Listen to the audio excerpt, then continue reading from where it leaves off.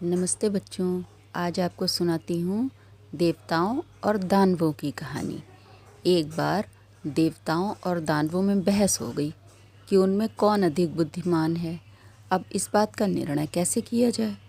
दोनों पहुँचे ब्रह्मा जी के पास। उन्होंने कहा कि तुम दोनों ही एक दावत करो और अपने अपने हाथों में कोहनी से कलाई तक लकड़ी का पतला टुकड़ा बांध लो, फिर कर लो अपनी अपनी बुद्धि परीक्षा।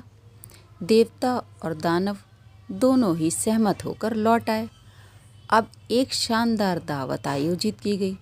शर्त के अनुसार देवताओं और दानवों ने अपने अपने हाथों पर लकड़ी के टुकड़े बंधवा लिए। अब पहले दानवों को भोजन परोसा गया। लकड़ी बंधने से हाथ सीधे हो गए थे, क्योंकि लकड़ी बंधी थी कोहनी से लेकर कलाई तक। अब वे भोजन को ढंग से खा ही नहीं पा रहे थे। जो भी खाना हाथ से उठाकर और बिल्कुल सीधे हाथ से मुंह के ऊपर डालते तो उनके पूरे मुंह पर सब्जी, चावल, रायता सब गिर जाता। मुंह के अंदर तो थोड़ा सा जाता, बाकी सारा खाना पूरे चेहरे पर गिरता और फैल जाता। उनकी आँख, नाक और चेहरे पर मिर्च से जलन होने लगी थी। अब बारी थी देवताओं की।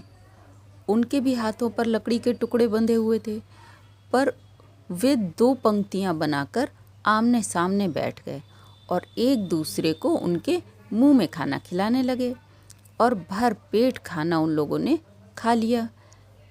ना उनके मुंह गंदे हुए और ना ही खाना बर्बाद हुआ। प्यारे बच्चों, ये देव और दानव कहीं बाहर नहीं, हमारे अंदर ही होते हैं। जब हम केवल अपने बारे में ही सोचकर कार्य करते हैं तब हमारे अंदर दानव प्रबल होता है, पर जब हम दूसरों के विषय में सोचते हैं तब हमारे अंदर देव तत्व जागृत हो जाता है और सब कुछ शुभ होता है, अपना भी और दूसरों का भी। ठीक है बच्चों, फिर मिलते हैं अगली कहानी में।